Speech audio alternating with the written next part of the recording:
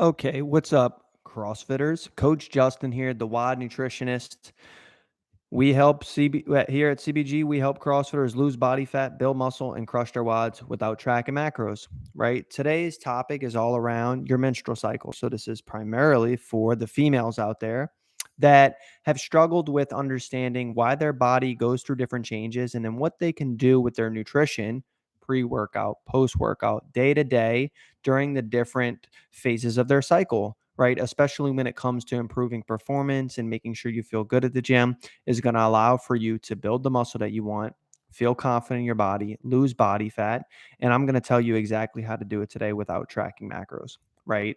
So, to start, I want to go through the different phases. I want to go through how eating for your cycle can drastically change things and improve things. And then, is this even for you, right? Because this data and some of the things that I'm going to go through in this podcast is it's very specific, right? And so if you're not doing the basics already, it probably doesn't make a lot of sense for you to follow some of the advice I'm providing. Maybe you just need to go from hitting 2 days a week at the gym to three or 3 to 4, right? And being consistent there, right? Me telling you the exact amounts and some timing stuff and all these things based on your luteal phase or follicular phase is likely just going to complicate things more for you and is going to make you less consistent than you already are. So keep that in mind when you're listening to this podcast, but maybe you gain some nuggets and some actionable tips that you can actually utilize in real life that's going to help you improve towards your goals, right? So, eating based on your menstrual cycle can help female CrossFit athletes optimize their performance and overall well-being, right? When it comes to health, when it comes to losing body fat, building muscle, and obviously directly correlated to our confidence and how we live our life, right? The menstrual cycle has really two main phases. It has the follicular phase and it has the luteal phase, right? And so I want to go through a little bit more detail, right, in this sort of podcast about how you can, as a female, change your eating throughout the different phases of your menstrual cycle, right?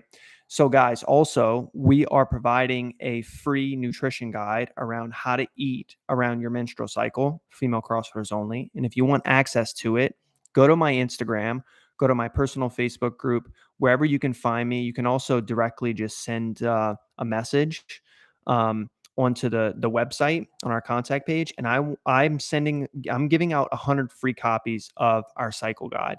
Right. So how to eat around your menstrual cycle. We got all of this compacted into a guide and a bit more information. And I'm giving away 100 free copies. And so if you want a free copy, I think 25 copies have already been we just released it yesterday. 25 or 26 copies are already gone. So we have copies left. And if you want it for free, just DM me the word cycle and I can get it to you. Right. So let's talk about the follicular phase. The follicular phase is the first 1 to 14 days. Right. During this phase, right, estrogen levels increase, lead to improved insulin sensitivity. I'll get to a little bit about what that means, right? And carbohydrate utilization, right? Meaning you're better at processing, absorbing, and utilizing carbohydrates. This makes it an ideal time to focus on fueling your workouts and supporting performance. Okay. So let me go through a little bit of the details as to during this phase, what you can be doing to optimize, right? First, it's around the calories and the macronutrients, right? So, oh, my calories and macronutrients way different on one phase versus the other in this. Not really, right? Because your goals should still be the same. If you're on a calorie deficit and you want to lose body fat, you still got to be at a calorie deficit. If you want to be at maintenance or if you want to be at a calorie surplus because you want to build muscle, then you want to continue to stay at a calorie surplus, right? So you're going to want to stick to your regular caloric intake and macronutrient distribution, protein, carbohydrates, and fats, right? However, since you may have better carb tolerance during this phase, you may want to consider slightly increasing your carbohydrate intake, especially around workout sessions. And we'll get to a little bit more about how we're going to do that in a minute, right? So emphasize complex carbohydrates, whole grains, fruits, vegetables, right? That no change there. Avoid processed foods still. Doesn't matter if you're a man or woman or anybody, you still got to avoid processed foods as much as possible. Incorporate them in moderation, right? The next is really around, okay, what does the nutrient timing really look like since we're going to incorporate a little bit more carbohydrates? And I would recommend maybe incorporating around, I would say somewhere between 20% more carbohydrates during this time frame, 15 to 20% more carbohydrates, if you feel you're utilizing carbohydrates well and you want to see an uptick in performance, right? Now, pre-workout nutrition would mean you can incorporate the carbohydrates there, right? This would be an ideal time since our workout's coming up, and also your post-workout nutrition, right? And so in your pre-workout, you're going to want to consume a balanced meal containing carbohydrates and protein 2 to 3 hours before your CrossFit workout session, or your WOD, to fuel your training session adequately, right? And so that basically means that before that workout, you're going to take, let's say you're increasing your carbohydrate amount by 15%, you'll take 7.5% of those carbs and eat them right before the workout, right? 2 to 3 hours before, right? So this is what your pre-workout nutrition can look like. It's a very easy change. And then in your post-workout nutrition, you can do the exact same thing. Take that other 7.5% and put more carbohydrates there. That's 7.5%. So after your workout, have a protein rich meal and snack. A lot of that for us is our protein shake. Okay. And then add some carbohydrates to this, right? 30 minutes right after to support muscle recovery and replenish glycogen, which is basically carbohydrates stored in the muscle, right?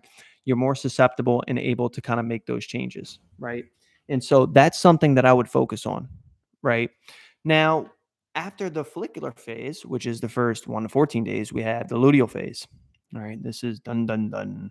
All right, this is look, I don't have any experience with this. I'm just saying with the clients we work with, the luteal phase is maybe requires a little bit more attention, right? So I'm going to go through what you can do to kind of change things up on the nutrition side, right? So in the luteal phase, that's the 15 to 28 day period. Okay. And in this phase, progesterone increases.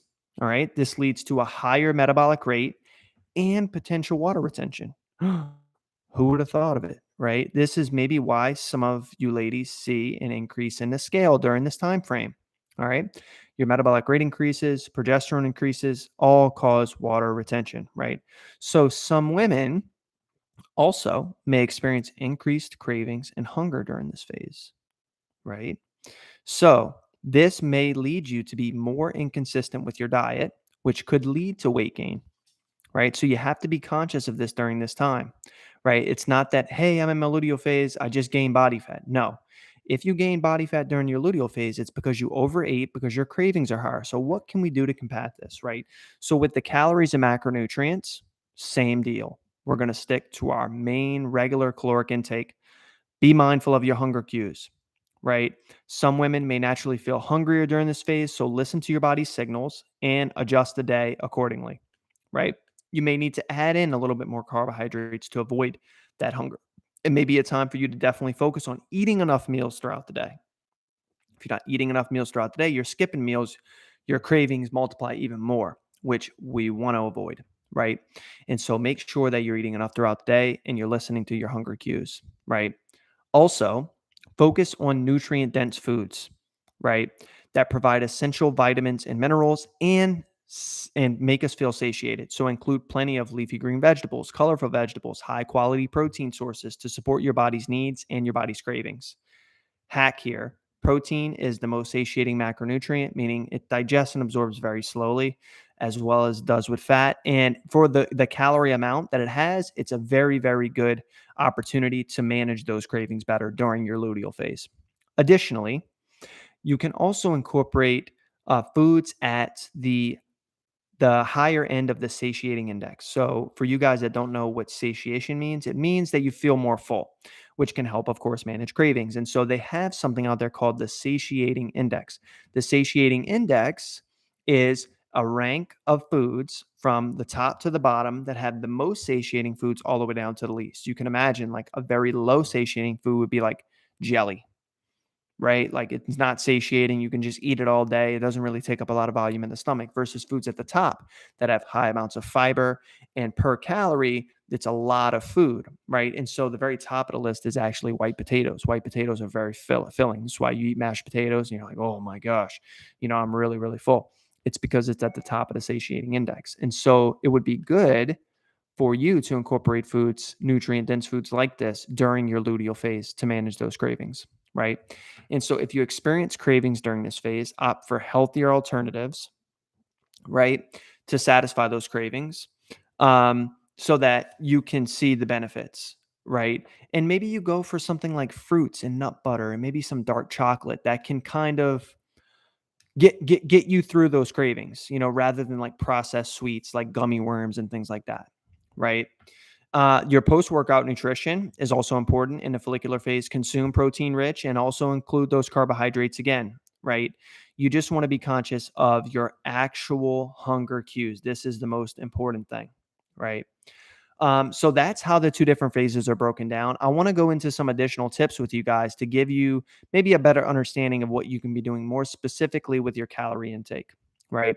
So establishing your calorie intake really has everything to do with your total daily energy expenditure, or TDEE. Okay. It's just big fancy words for basically how many calories you burn, right? And your basal metabolic rate, which is how many calories you burn at rest, right? So for fat loss, for some of you ladies that want fat loss, you have to be at a calorie deficit. Okay. And what I recommend is you take your total body weight currently and you multiply by 14. This is an equation we use for all of our female CrossFitters out there, and it gives us a base level of calories that you need. Okay. It gives us a base level of calories that you need, and this will be your starting point. Now, once you've done this for 2 to 3 weeks and you quit losing weight, or you're not losing weight at all or any body fat through pictures, also, don't just look at the scale, go ahead and drop to your body weight times 13. Okay. That's going to put you at something called a calorie deficit, which is going to allow you to start hopefully losing weight. Very simple formula you can keep utilizing, and you can go down the list. You can go times 12 your body weight, times 11, times 10. Make sure you never go below 1,500 calories per day. It's unsafe. Okay. Especially for women. So don't do this. Now, how do we break up these calories, right? So the first thing I would do is you want to eat between 0.7 and 1 gram per pound of body weight of protein, right? This is going to help support muscle repair and recovery, especially from our WODs, where we're doing intense things and going to our absolute maximum a lot of days, right? So protein is very, very important. For our carbs, you need to make sure you're incorporating enough both on rest days and on higher training intensity days, right? Because we don't want to get to the point where we're eating so little on rest days and then we're overly hungry on those other days, or we don't have the fuel we need to actually push on our watts for our workout days, right? And then you have fats, right? Of course, include fats, especially for women, to support hormone balance. And a lot of fats, that you can incorporate include, nuts and seeds, nut butters, avocados, olive oil, to get those fats in, right? And keep in mind that you can kind of split up the fats and carbohydrates pretty evenly. I like more of a little bit more of a carbohydrate rich diet, but you can find what your body really works best with, right? Pre-workout, we went over this a little bit, but basically you want to consume 2 hours to hour and a half, somewhere in that range, some carbohydrates and some protein, right? A lot of people aren't doing this, and this is really causing you to struggle. If you're that 5 a.m.er, right? 5 a.m. you headed to your box, right? You're like, man, Justin, I can't eat anything in the morning. Doesn't work for me. You want to incorporate at least some intra workout carbohydrates, meaning you get the warm up done, you're doing some strength stuff. You want to incorporate some liquid carbohydrates, or maybe even a little bit of protein at that time, right? I'm not saying like sit down and eat a peanut butter and jelly sandwich. I'm saying like maybe have a little Gatorade. This is going to allow you to push in your workouts a little bit more. Makes a huge, huge difference. And this is intra workout, right?